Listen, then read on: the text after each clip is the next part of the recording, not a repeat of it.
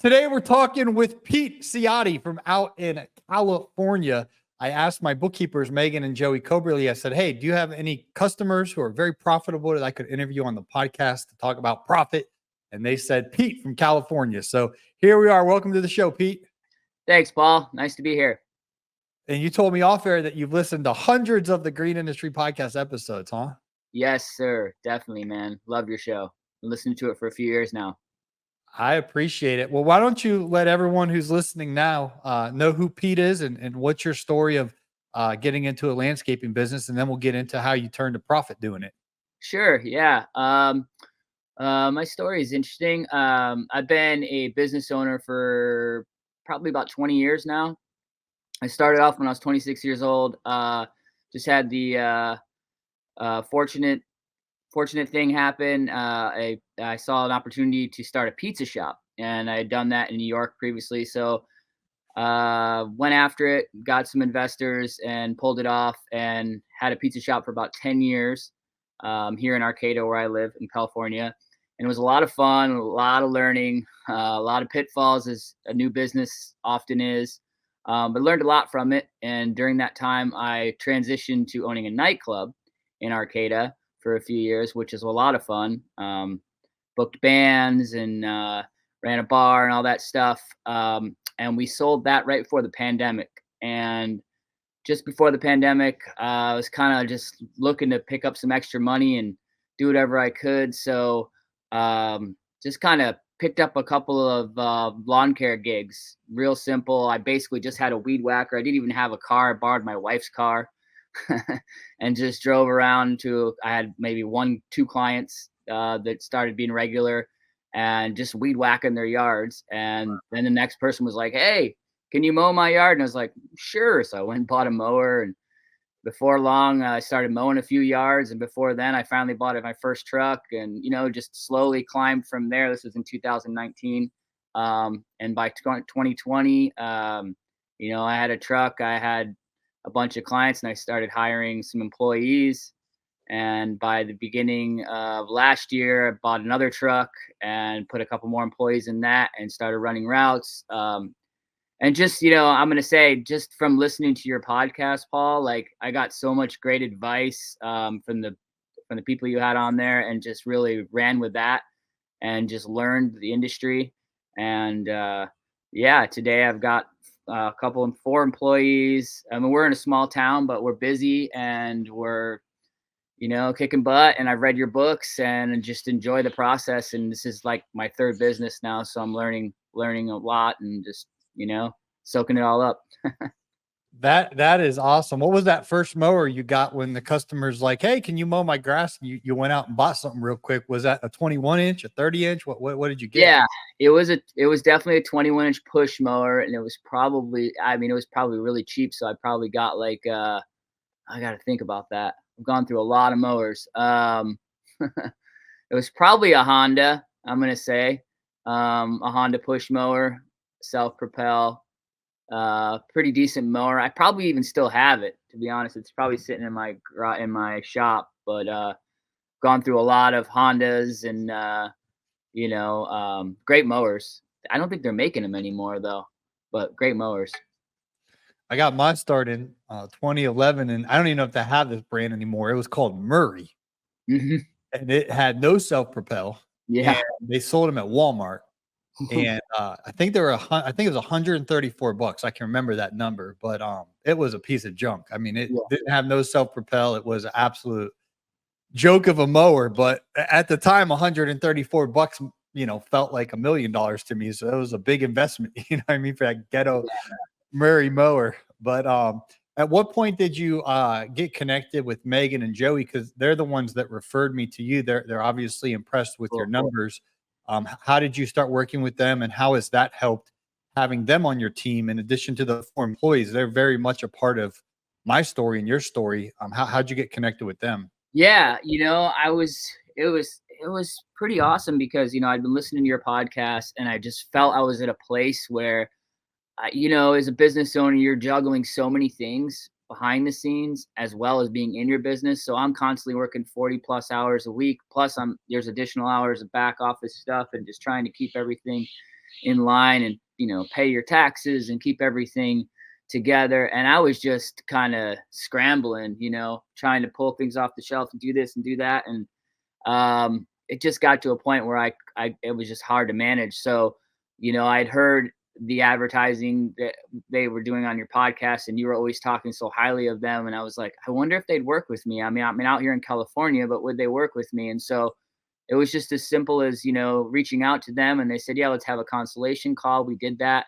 and immediately hit it off with Megan. She was just really cool. She's just down to earth, super awesome person. And we got to talking, and it was a good fit. And I've been with them for about a year, I think over a year now. I'm on my second year, almost 2 years now.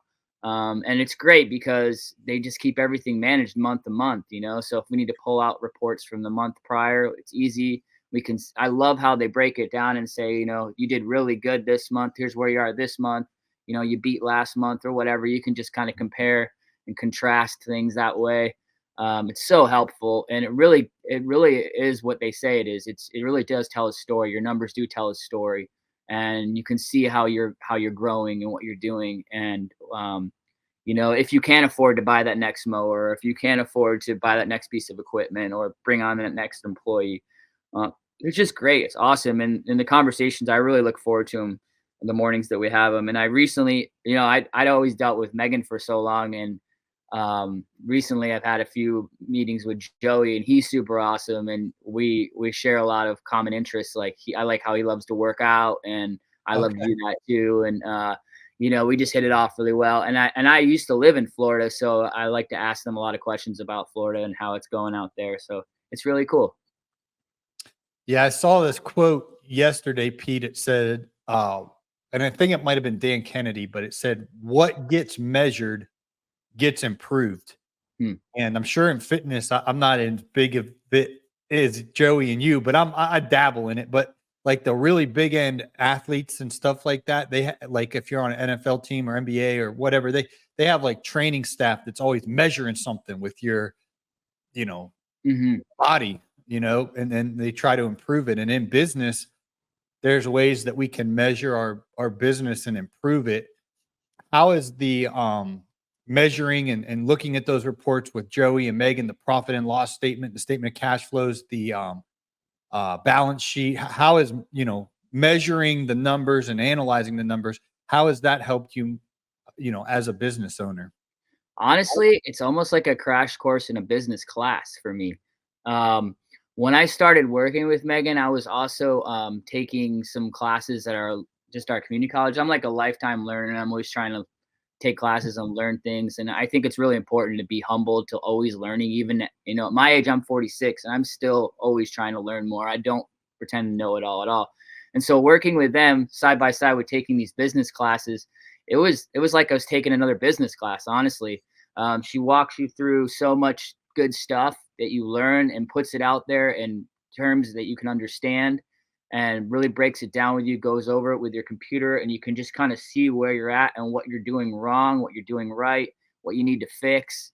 And it really just fine tunes the machine. And we're trying to see the sort of the light at the end of the tunnel, I would say. We're trying to see a point where I can step away from the business a little bit and start working on it and go out and do more sales and marketing and things like that, instead of always just being in the truck working with the guys.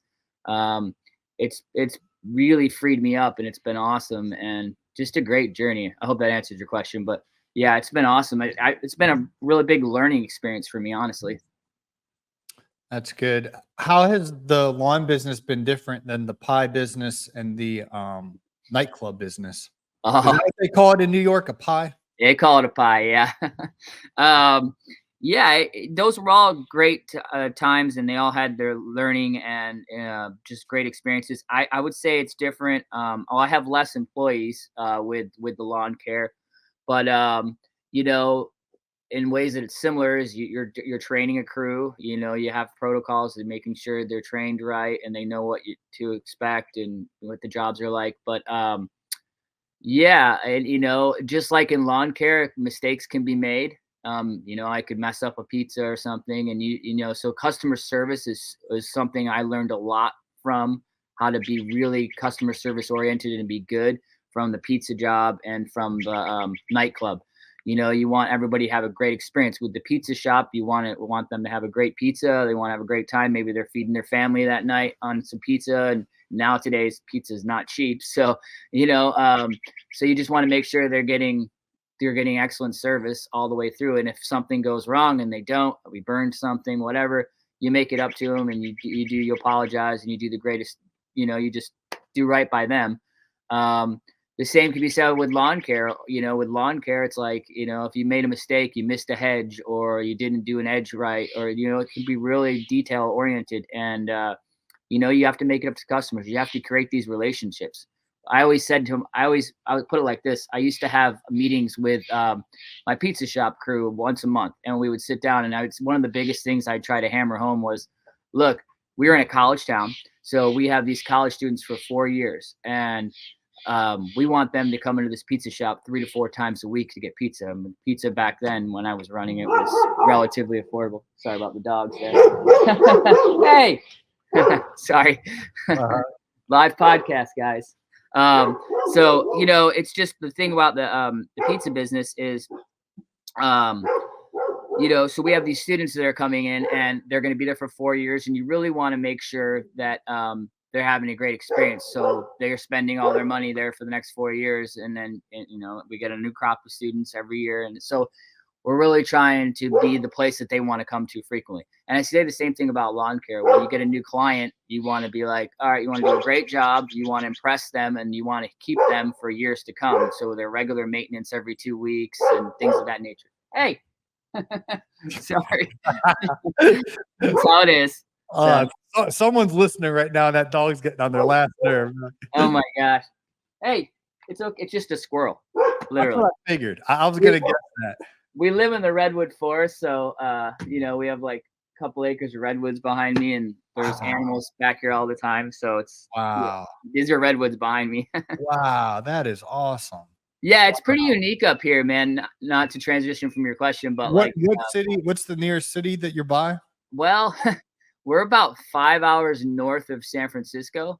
So you're way up there. We're up here, and that can be challenging. We're not in a big city. So, you know, with clients and things like that and building our business, it's a small town, but it's a fun town. It's a college town. What college is that? Cal Poly Humboldt. Used to be called Humboldt State. And it's actually right behind these redwoods, just back here. This school sits right back there, not too far from where I live. Yeah, I've been here. Just a really quick backstory to me. I've been here for 25 years. I grew up in upstate New York, and but my parents separated when I was younger. So my dad lived in Florida, my mom lived in New York. So I lived in Florida for high school. So I lived in Jacksonville, Florida. I was born in Orlando, Florida. But I grew up in New York, in upstate New York, for, you know, almost 20 years, and I've been out here for 25. So started my family out here, found my wife out here. We've been married 17 years, and I have 3 kids. So, yeah, it's busy life. That's awesome. Well, those redwoods look beautiful, man. And yeah, I guess I got to look at the map of California, because yeah. I thought San Francisco is kind of up there. How in the world can you be 5 hours north and still be in California? It's a big state. You know, I always thought that before I ever lived here, like, oh, California, there must not be much above San Francisco. But yeah, it's a huge state. We're about an hour and a half, 2 hours from the border of Oregon, where we are. So we're way up here, and we're right on the coast. And it's really interesting because we never get super hot here. Like, we'll never get temperatures above 80 ever, really, in the summer. Like, it'll stay cool in the 60s. Like today, right now, it's about, when we're recording this, it's 9:15 a.m. here on the West Coast, and it's probably maybe 60 degrees. So wow. It's sunny, but we never get really hot. I'm in a hoodie, you know, we never get really hot.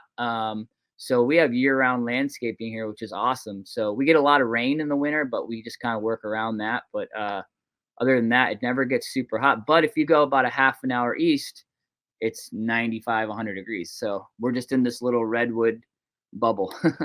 And you say the coast, is that the Pacific Ocean, or? Yep, it's right there, literally. Yep.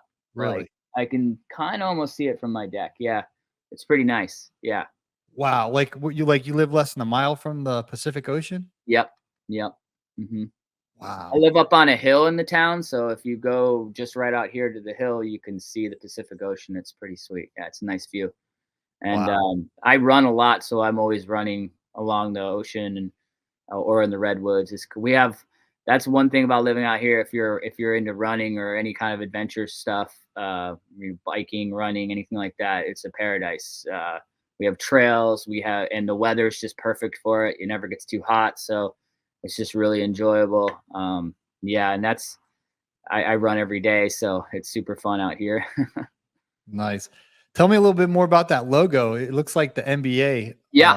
When I first saw it, I thought it was the NBA logo. Then I looked, I was like, no, that's your lawn care logo. Yeah, so this logo's been with me forever.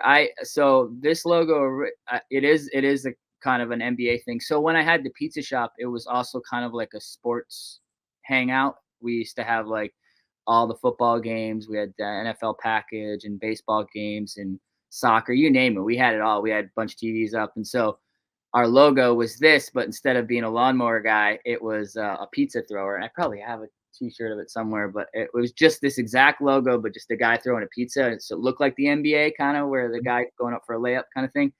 And then when I transitioned to start this business, I got with my graphic artist who I've had forever, and she was just like, "We could just put a lawnmower guy there." I was like, "Let's do it." And I just put this on everything, and I do get a lot of response from people saying, "Oh, that you must love sports, or it's an NBA logo." I'm like, "Yeah, I do. It's pretty awesome."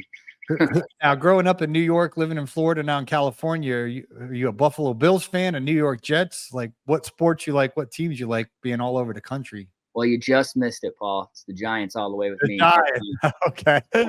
Yeah. Although I have my heart is in Buff. My heart is for the Bills fans, because they got to 4 Super Bowls and lost them all. But the Giants won their first Super Bowl on my birthday when I was 9 years old, and then they won it again when I was 13. So that was pretty special for me growing up in New York. And then, of course, the 2 Patriots wins were pretty huge too. So been a lifelong New York Giants fan. Yeah.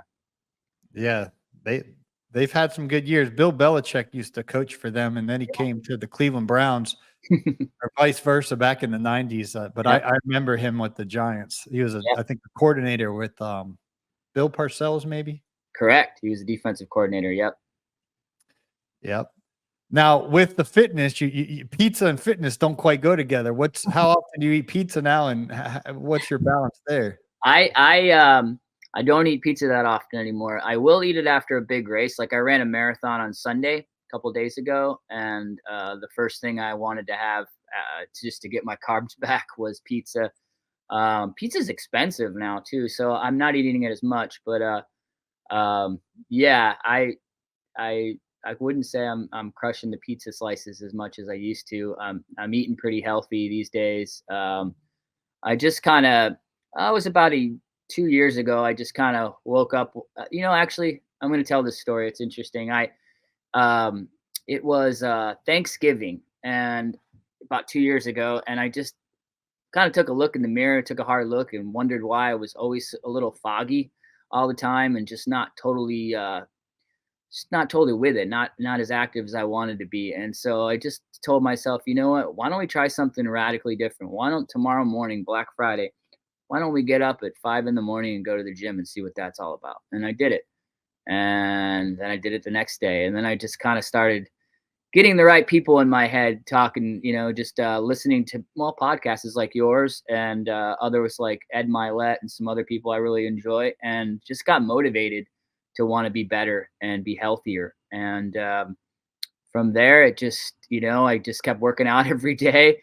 And a few months into it, I said, is there like an activity that I think I would like doing regularly that would get me more fit? And running was just something I tried. And it was really difficult. I couldn't even run a mile without having to walk a little bit of it. I couldn't. I was out of breath. I didn't know what I was doing. Whatever. Just it took a minute, and I kept doing it though. I never stopped. That's the biggest thing I always say, is just never quit. And then I finally was able to, a couple days later, I was able to run that mile without stopping, and then I just went for 2 miles, and I just kept stacking the days that way. And before you knew it, I was running 5 mile days, and I entered my first race in October of last year. And it was just a 5K, and I ran it, and I did pretty good. I wanted to run it right at about a half an hour, and I ran it in 29 minutes, so I felt good. And things were moving along, and I'd been working really hard for something, and I decided that to take it to the next level, I just needed to find somebody that could coach me. And I found a great coach who lives locally but coached all over the country. And he's the same age as me, and he's just crushing it. And we hit it off. And I've been working with him for almost a year now, and he's just amazing. And in this last year, I have to say I never would have thought I would be where I'm at, where I've already run 2 marathons, run a handful of half marathons, and ran an ultra marathon recently. And I'm training at the moment to run 100K in October and a 100 miler at the end of the year, or the beginning of 2025. So these are huge goals, and we don't know if we're going to complete them, but the mindset is there to just work hard and try to achieve something great. And I think it applies to business. I think honestly, you work hard, you stack your days, and you build something up, and you work with great people. Like, I have a coach with running. I have Megan and Joey with the bookkeeping, with my business. And you work with great people with great minds. And you always say it, Paul, iron sharpens iron. And I firmly believe that. So we're just stacking the days, man. That is so good. Moving down here to Florida, I started going to a bike cycling class. It's just 45 minutes. We don't do no 100 miles. But Yeah. it's nice to be in the room with the instructors are all in great shape. There's like maybe 5 or 6 different instructors at different days and different times. There's different instructors, but they all are fit, way more fit than me. Mm-hmm. And then you're in the room with other people, and it's just that iron sharpens iron. Like you do it as a team, you know what I mean? And I'm getting in better shape. I'd get tired driving 100 miles. I couldn't run that. But I'm slowly trying to get it together. I'm not at you and Joey's level by any stretch of the imagination, but having that accountability and the community there. And then of course I can relate with Megan and Joey. Like, there's no way I would be where I'm at financially and in business, without them being a part of it, and guiding me and putting restrictions around my spending. Because I'm a spender. It's so easy for me to make money and then spend it. And so having Joey's more mean to me than Megan, but in a good way. But he's more like, hey, why don't we hold off on that and reevaluate next month, or maybe we should. He's real nice about it, but he tells me no, like, hey, don't spend any money, Paul. Like, let's get that. I mean, I spend money, but you know what I mean. It's very, very accountable. Having people, speak truth into my life. What does your coach do, Pete? Like, what running coach is he? What exactly? That seems like an easy job. Just be like, hey, go run 5 miles. No, he's very much an accountability coach. Just like you said, he definitely keeps me accountable. He makes sure that my fueling is correct, that I'm eating the right things before big runs, that I'm hydrating right and correctly, that all my nutrition is balanced. We also and we don't just run, we work out. So he has planned workouts every day where we do lots of strength training. That's a big one when you're a runner. Deadlifts and just lifting weights, super important, especially as you age. You got to be lifting weights, keeping your muscle. You're losing muscle mass. You got to be working every day. So we're lifting weights. We're doing strength training. We're doing core training, working on the core, and we're doing a lot of mobility exercises. And of course, it's not to be overlooked. You definitely got to have your rest, and you have to have your active recovery days where you just walk a mile and put your feet up and relax. Maybe do a little bit of, stretching and stuff like that, but you got to take care of your body. I mean, I came off a marathon on Sunday. So today is Tuesday. So Sunday I ran 26.2 along the bay here, local race. And my legs were burning pretty hard. And right after the race, I just kind of laid out on the couch and just took it easy and just kind of, but had some pizza. But the next day I had a softball game. Yesterday I had a softball game, and I was like, I hope my legs will come back for the softball game, and they did. And that's because he always will say, lean on your training. When you're in a big race and you got miles and miles to go and you're out there. I mean, some of these ultra marathons were in the Sierra Mountains or were, way out in the middle of nowhere in this beautiful country. I've been running in the Trinity Alps wilderness, which is amazing. There's snow-capped mountains and we're just out there, no phone service. And you go to these places where it's really tough mentally. Of course, physically, but definitely mentally, where you're going, can I complete this? Can I do this? Am I going to be able to do this? And, in those moments, the coach will tell you, just lean on your training, lean on what's worked for you. You've done all this work to get here. You're going to complete this. And you just set your mind in and you go. And I'll say this, Paul, and take this how you will, but you can control what you control in life. And this goes with business too. And the rest, you just leave it up to God. And that's what I do. I know what I can control in my life and I do my best to control it. And sometimes you got to put it in God's hands and it'll work out. You just got to have faith. I know you talk about one of the greatest things I've heard you talk about before is the 5 F's, Mm-hmm. and you can review them. I think they were fitness, right? We got that locked in. Faith, super important. Faith is so important to have in business and in life. And then, friendships, right? And your family and your finances. And so when you can lock those 5 things in, I want to just add that I have 3 G's in my life. And my 3 G's are grit, doing life and persevering in times of hardship. And that's what running has taught me. Grit. It's huge. My other one is being grateful. I think it's really important to be grateful for the smallest things. I'm grateful that I have a lawn care business. I'm grateful that I was able to build it from scratch. When I walk out some mornings and I see my 2 trucks loaded with equipment, I don't know how I got there. And I'm so grateful that I did. I'm grateful for my family. I'm grateful that I get to wake up and do what I get to do. So I think having grit and gratefulness, and then of course the third thing, I'm just going to say it again, is God. Having God in your life is so important, and he'll take you to some amazing places, and you just got to trust it. So God is trust, really. That's good. I'm curious on the nutritional perspective. You got a wife, kids, obviously customers to service their property. I'm sure a lot of time in the truck and things like that. How do you have the discipline or the intentionality to put good fuel into your body while you're, active and out on the road? And it's not like you're in a gourmet kitchen like an NFL athlete. They can go work out and then team chef like prepares them a perfect salmon with the rice and the vegetable. And like, we don't have that. I mean, maybe Jonathan Potoshnik, from City Turf, he could probably afford a personal chef, but for the rest of us, it's like, it's easy to put a little peanut butter and jelly sandwich together in a banana, but what do you eat? Like, be specific with us. Cause a lot of other people out here, Pete, are trying to get in shape.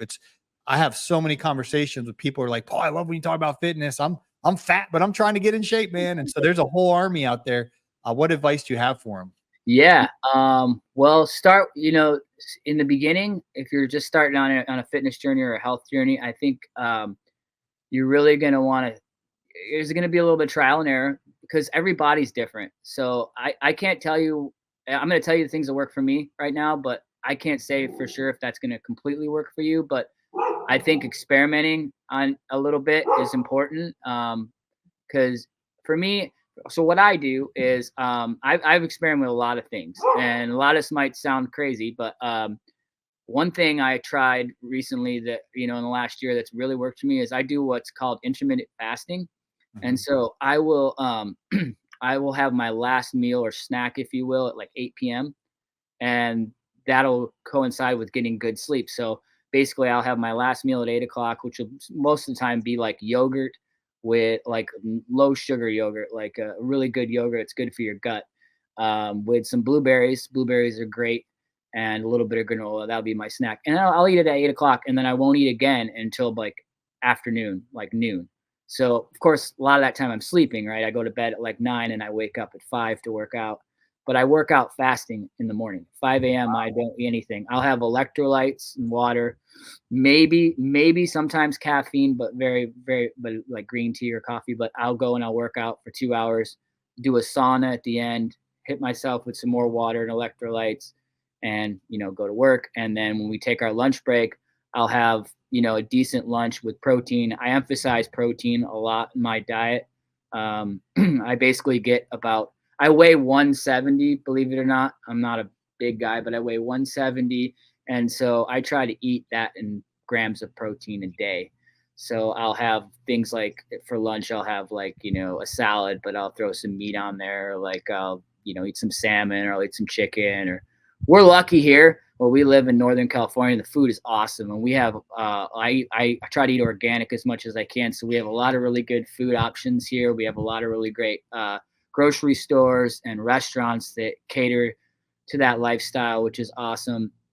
But and then I'll eat a pretty good sized lunch, and then I'll eat a really good sized dinner at 5, 6 o'clock with the family. And the kids, they don't necessarily, we don't always eat the same thing, but I'll cook for them, and maybe for myself, I'll make a grass fed burger or a steak or something like that. A lot of protein, and simple carbs. I eat carbs because they're important as a runner, but I try to stay away from processed foods. I try to stay away from any foods with refined oils. All these oils are just really bad for you, not only for your body, but cognitively too, for your brain.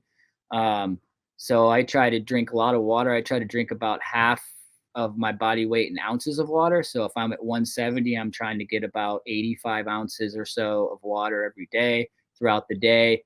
But I eat good. I do eat good, and I try to eat lean. I always try to think about what I'm putting in my body. Like I pray on it a lot. I do. I look at food as completely as fuel.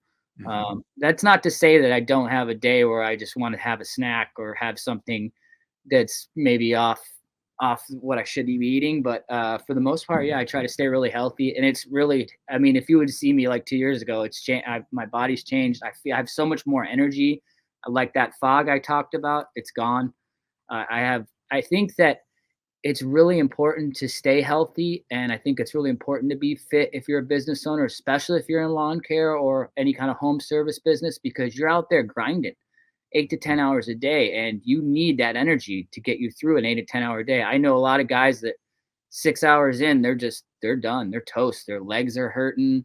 Their body's hurting. They're cursing their work, and they're saying, I want to get out of this business. And these are like 40 and 50-year-old guys. And I'm just saying, just some simple tweaks, you can get there to a point where you have, a lot more energy to get you through the day, and it's just about what you eat, how you hydrate, and you've got to exercise. We have to be exercising in our age. Like as you get older, you got to be exercising because you're losing muscle, and you lose fitness a lot easier as you get older. So it's really important to stay active and incorporate things you like to do in your exercises. Like if you like to kayak, go kayak. If you like to hike, go hike. If you like to run, run. If you like to play softball, those are all exercises. People, you don't even know you're exercising. So, I just think if you can be healthier and you can be more active, that you're going to do way better in business. You're going to also have a clearer mind, and you're going to be able to think more clear, and you're going to be able to, work with a clear mind is super important. Yeah, and I think when the customer sees us and we're, presentable and in shape, they're gonna Yes. know, well, you can take care of my property if you can take care of your body. But if we come in looking all tired and fat and, they're gonna be like, is this guy on top of things or whatnot? So I think it's even for business, looking your best and performing your best. I'm on the journey, Pete. I got to clean up the diet. That's my big weaknesses. I eat foods I know I shouldn't put into my body. I get convicted about it, honestly. Like you mentioned, God, I truly feel like there's probably some times where you can just go splurge and enjoy and, go get your favorite food and just enjoy it, enjoy every bite of it. But that needs to be, sporadic and maybe celebrating after a long run, or Sure. you land a big contract and you go celebrate or something. But I mean, I can't be doing that every day, eating like a pig. So I've got to clean up the diet and get more consistent with working out. But you inspire me, Lamont Hairston, Mitchell Gordy. There's a whole bunch. There's a firefighter that inspires me. Nice. Bobby and so many other guys are just and gals are encouraging me. So thanks for the motivation. Yeah, buddy, for sure. Thank you for the motive, dude. You've been motivating me for years now. I just love your podcast and all the insight. it's like you really can break down this industry and in a way that's just amazing and makes me want to keep moving forward. So I really appreciate you, man. I really appreciate your podcast. Cool. Well, thank you for the kind words, and to bring it full circle to Megan and Joey, thank you to them for Mhm. telling me about you, because again, they have about 50 customers now, Oh, wow. which is pretty cool. Because I was the second lawn care one. I think they had one other when they started in Pensacola. They had all kind of different industries, and I think one of them might have been a lawn guy. But then they came to Jason Creol's event in 220. I guess that would have been February 2020. Mhm.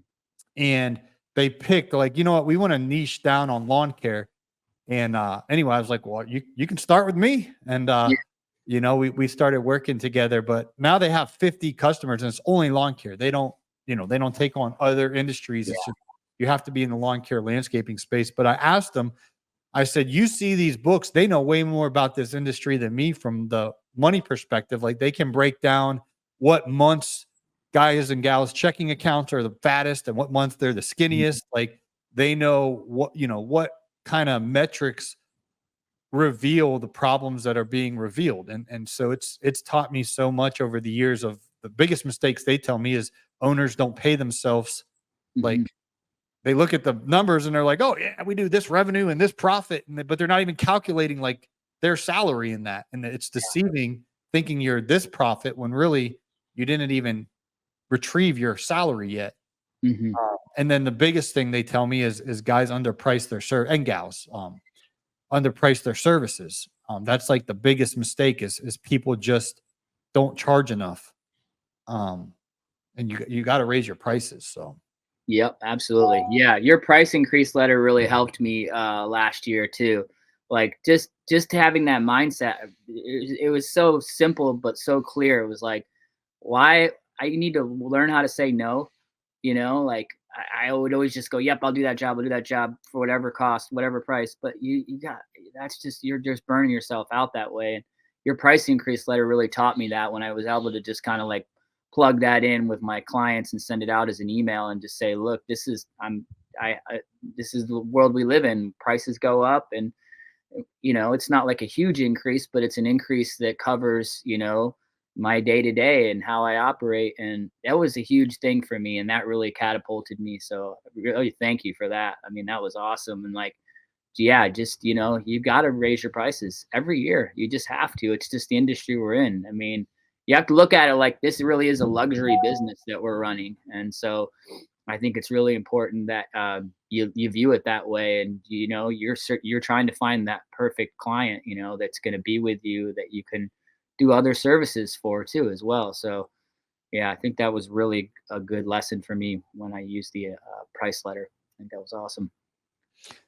cool, Pete. That means a lot to me. If you guys don't know what he's talking about, years ago I was sitting at my friend Rich's kitchen table, and he was looking. I printed out my checking account statements. This was way before Megan and Joey. I mean, I was a mess. Just a shoebox of receipts, and I didn't know what was going on, other than like when I needed to go pay rent. I was always like, well, I gotta Yeah. get the check on Thursday, and then they don't pay me on Thursday, and I'm like, oh no, I got and I mean, it was robbing Peter to pay Paul. And my friend Rich could sense. He's like, and these are $1 million homes, like famous people, and like Yeah. that are my customers, and he's like, he knew, he could sense it, that I was struggling financially.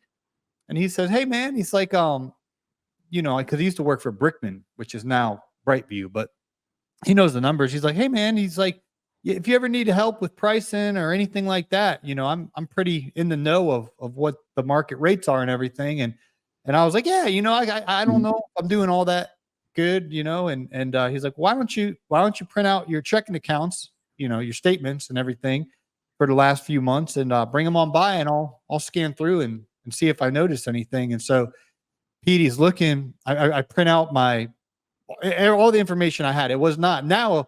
If somebody says, "Hey, pull your profit and loss from Q1 of 2022," like I got everything's organized, and like I Yeah. can pull a report simply now. But back then it was like, it was ghetto.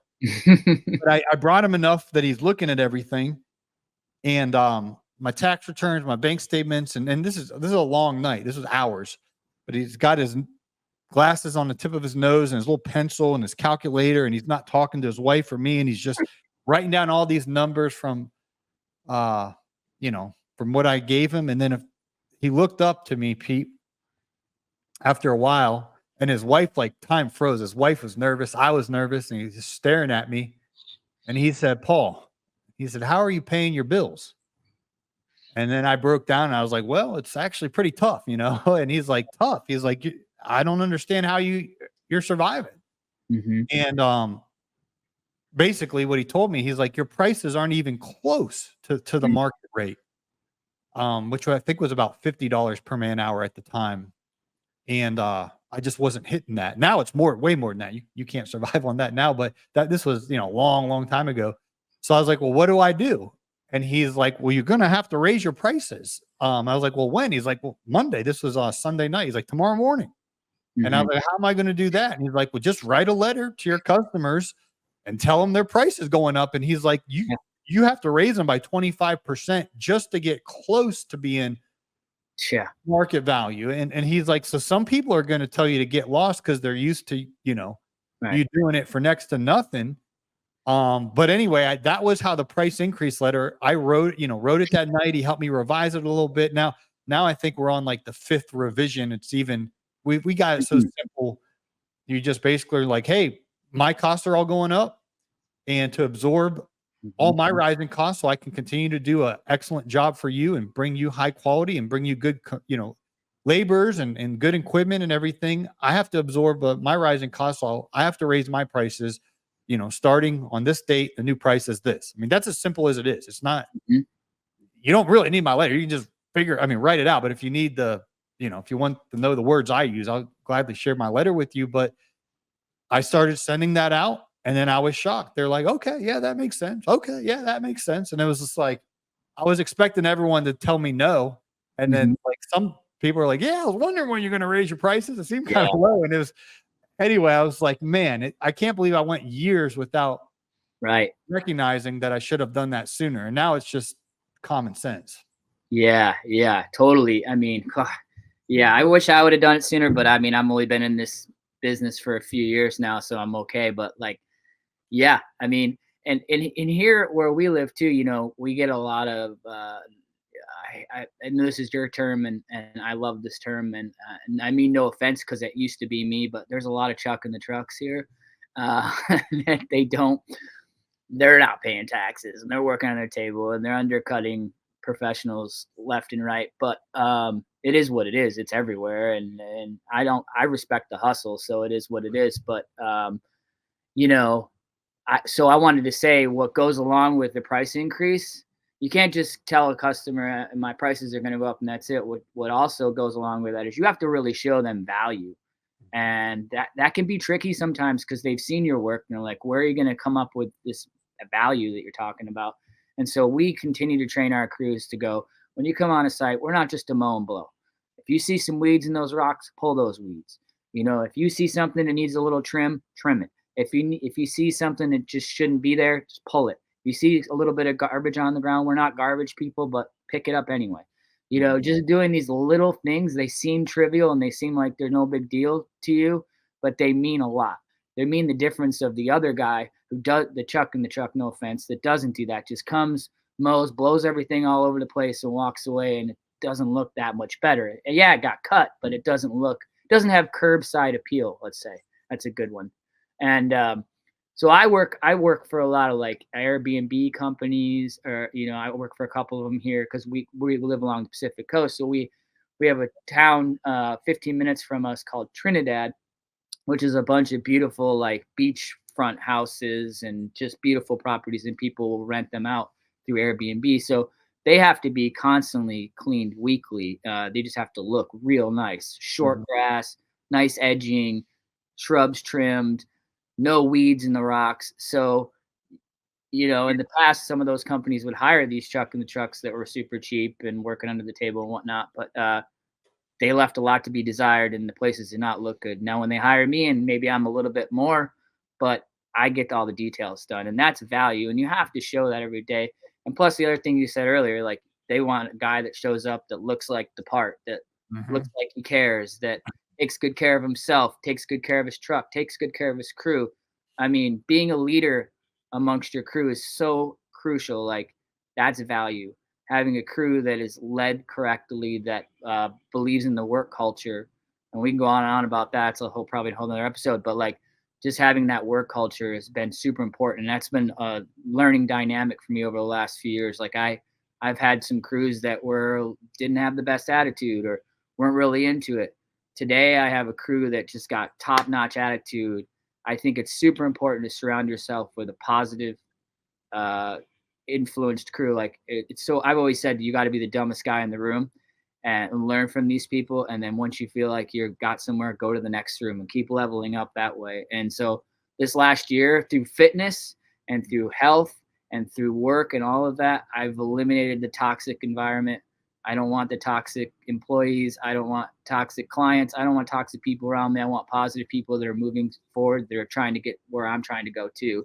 And I want to learn from them and grow with them. So yeah. And so I just think it's super important to show value and all that, you know.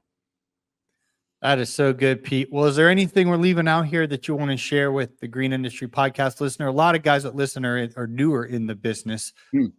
And so anything you want to impart to maybe what you would tell yourself in your first year or just anything you want to share? Sure. Yeah. I would say, don't pretend like you know it all. There's a lot of people out there in this business that think they know it all. Be humble and keep learning and keep growing. And at any age, like I'm rounding 50 here in a few years, and I don't know what I'm still doing with my life. I'm still learning every day, but I love the process and I enjoy the journey. And if you're in a business like this, you have to learn to love the journey, or else you're going to get burnt out real quick. So enjoy what you do, enjoy the process, enjoy the growth, you know, and keep working harder and don't quit. And, you know, take care of yourself. It's so important. It's a long game here. And if you truly can believe that the best years of your life are ahead of you, not behind you, keep working. Keep working for that, because they are. And, you know, just keep working, keep hustling, keep enjoying your business, but don't lose sight in enjoying your friends and your family and those things, because those are the people that you're working for. So take the time to be with them, and not always on your business. I think that's super important. That's something I would go back and tell my younger self when I first started with the pizza business is, you know, I was working 60-hour weeks and it just burnt me out so hard. And I had a family at home, a young family at that time. So I think it's important to have that balance and you know, and take care of yourself. And some people, I'm going to say one last thing is, some people think it's selfish to spend that time working on yourself. Nothing could be further from the truth. If you spend a few hours a day on yourself, you're going to come back and be a better version of yourself for those people in your life. Good. And that's really important. So, yeah. Yeah, that's really good. Well, if someone wants to connect with you, how can they do so, Pete? Yeah, thanks, Paul. I have a couple of Instagram pages. I have at Pete the Yard Guy. You can find me there for all things landscaping and lawn care. My website is CiottiYardMaintenance.com if you want to see what my company's all about. And if you want to follow me on my running journey as I attempt to run some ultra marathons in the next 6 months, including a 100-miler in February, which is by the way, titled Sufferfest. Shout out to Lake Sonoma 100-miler in February 1st. That's going to be my big race. If you want to check me out with all my running stuff, I'm at Grateful Runner in Training. That's an acronym for GRIT. And you can check me out there. I post frequently about all my running journeys. And that's on Instagram? That's on Instagram, yeah. I'll tag you so you can see it, Paul. But yeah, I just wrote it down. Grateful Runner in Training. I'll give it a follow. I've been trying to not do social media. But I'm gonna give it a follow. I post. My buddy Al Blade says post and ghost. So I try to post and I try to get out of there, because I'm trying to. One of my heroes, Pete, in business is Jonathan Potoshnik. Like he's worth over $100 million. He built 2 big pump companies. He sold the one. He built a software company. I use Jobber, but he built Service Autopilot. Yeah, but anyway, he built Service Autopilot. It's similar to Jobber. And then he sold it for a boatload of money, like crazy amount of money. Nice. And he also has a lawn business that does $15 million a year in revenue. And he can do nothing. Like he took 3 years and did nothing. Like he didn't even know how to get into the building. Like he don't even know the code. Like he's nothing. It runs without him. Nice. It makes 15 million a year. Now he's back to work now. But his lawn business, like he's just got all the right people in the right spaces that he doesn't even need to be there. But how is he so successful? On his phone, he doesn't have Facebook. He doesn't have Instagram. He doesn't have TikTok. He doesn't have Twitter. He has 0 social networks on his phone, and he doesn't even have YouTube. And he has, if he tries to get on the internet, I forget what was the thing it was called. He has some kind of protection where it's like it won't even let him look. So if he wants to check the news, he makes it so difficult for himself. He has to go get on his iPad, and then he has to, he could do whatever on his iPad, but he's like, it's just a couple steps away for him to like go intentionally do all of that. And so I'm just like, okay, that's why his net worth is over 100 million and mine's not. He's dialed in at building these businesses and creating this massive amount of wealth. And again, he's already sold the one business, and then now he's back to working on the city turf after taking a 3-year break, but he has no distraction. So I say all that to say social media has been a distraction for me. And I'm trying to cut it out of my life other than the producing part. Like I don't mind spending 20 minutes a day, getting on real quick, Pete, putting my quick post, and then getting out of there. Before I start the death scroll where you just start scrolling and then doom scrolling. It's dangerous stuff. So, but I say all that to say I am going to give you a follow. I like what you said there, Paul, because real quick, I was just going to think, like, I subscribe to what I call the 80-20 rule, where in the past, I would probably be consuming 80% of content and producing 20%. But, so I kind of flipped that this year and decided my content's going to be 80% production and 20% consuming. It's not 100% zero. I got to be realistic. I'm still scrolling here and there, but I'm scrolling the right stuff. Everything I follow is like you and Ed Milet and, Tony Robbins and all these great coaches and all these great, and everything that comes up is like great sayings about God and spirituality and work and things that I love and I'm really interested in. And then I feel like my mindset's positive in the morning, and I did my scrolling. I'm out and I just go work, and do my, My algorithm's all golf. It's like, play a hole with me. And shots. And man, I can start watching it and I'm like, oh man. I got it. That 80-20 is good.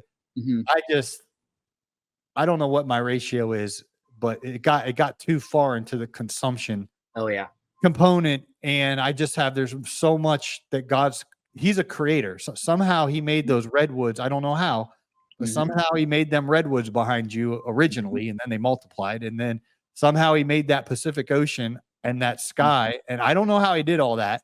That's beyond my pay grade, but we're created in his image. We should be creating. And actually the first commandment, Myron Golden has a Bible study here in Tampa, Florida that I go to. And he said, do you know what the first commandment is? He said, it's to multiply. It was be fruitful and multiply. That's the commandment that God gave. I guess it would have been Adam. Be fruitful and multiply. And he's like, are you multiplying? Is your finances multiplying? Is every area of your life multiplying? And I was like, no, it's not. Like, I don't have a wife yet to make the baby. Then the baby has a baby, which is a grandkid. That's multiplication. My finances aren't Jonathan Potoshnik, Warren Buffett level compound interest multiplying. My influence isn't multiplying. I've been kind of stagnant, like, my influence. And I went through every area of my life. I was like, I'm not multiplying in any area, Myron. And then he's like, well, you're not living up to God's potential for your life, because he said that you should be fruitful and multiply. And we are so used to not multiplying. So anyway, he made me mad in a good way. I was like, all right, that's it. I'm multiplying, darn it. And, but to multiply, I have to eliminate the social media first season until I get these things in order to start multiplying, and then maybe one day I'll be back a little bit. And I feel bad. I get all these messages and like, you changed my life. I love your podcast. I don't even reply. I'm like, oh man, I'm so sorry. I just kind of had to take a little break from it. Yeah, I think that's important. Subtraction to multiply. That's a good one. Good.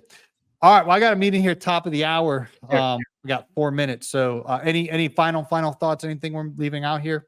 Oh, well, I guess one more plug. I actually have a podcast too that I just started recently. Okay. It is the Grateful Runners in Training podcast, and it's on Spotify. It's about 12 episodes deep. It's completely all about running and fitness. So if anybody's interested in checking that out, I interview ultra runners, people that have done some amazing stuff. I have a friend here locally that just ran a 200-mile race in Lake Tahoe. Insane. 5 days of running. I also have another friend who just finished the entire Oregon Coast Trail. So he ran the entire coast of Oregon in 6 days. It's actually a FKT, which means it's a fastest known time. It's been verified in the state of Oregon. So I have some really cool guests on there. And, you know, it's not about all those accolades. It's what it's about. It's about grit. It's about how they were able to persevere in hardship. And those things are tremendously hard.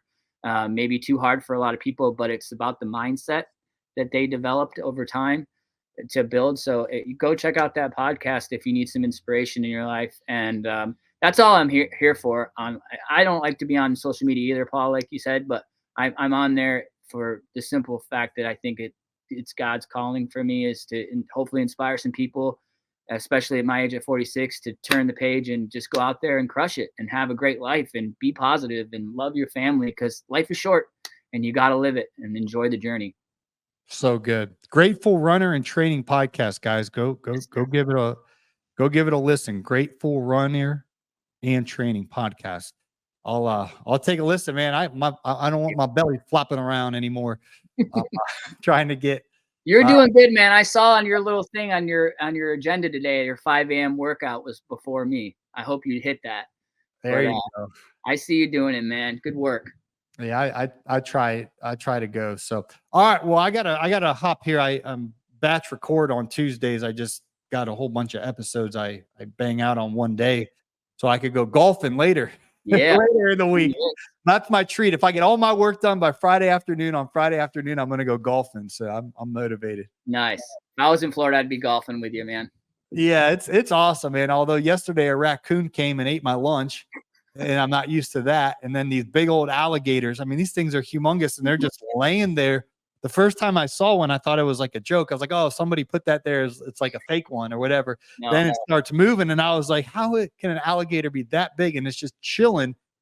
And then my back was to it when I was teeing off. So I'm like, it's like, I just got to trust it's not going to just charge me, because it's right there. I mean, it's right there, just laying on the bank, taking a nap. I'm not used to it, Pete. I'm like a sissy out there. I'm just like scared of the raccoon and the alligator, but I like the golf. So I don't know. They're just sunbathing. They're fine. I mean, my heart was like racing. I actually hit a decent shot too. I hit it and I didn't even look where it went. And then I go out there and I crushed it down the fairway. Cause I basically hit it and started running to the cart. The next hole. Yeah. So, all right. Well, I got to roll out, but it's great chatting with you, man. And I look forward. I'll check out your running podcast and give it a listen. Thanks, buddy. Appreciate it, man.